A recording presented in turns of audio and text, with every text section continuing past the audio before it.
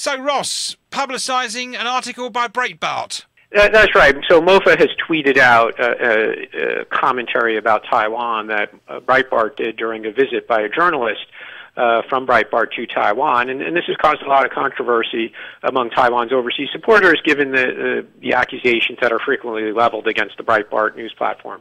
Right, of course, in the article itself, and I quote, Breitbart News was invited for a series of economic, security and cultural briefings by the Taipei Economic and Cultural Representative Office in the United States. So obviously the TECRO office, it seems to be, they invited them for talks.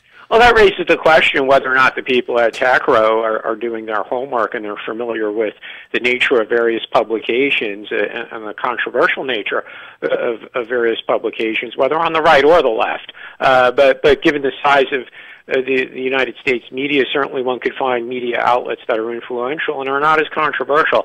So I think that it's a legitimate question to ask whether the people at TECRO, including their famous political division head who attracted so much controversy here in Taiwan, Mr. Chow, were aware of who they were inviting when they did issue the invitation. I think it's fair to ask them for an explanation. So obviously overseas Taiwan supporters have voiced their concern, but what about local people that get the tweets from MOFA?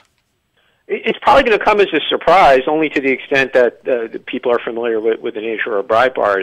The Twitter universe for Taiwan government's tweets, frankly, is relatively small. It's something the Taiwan government is woefully behind the times in.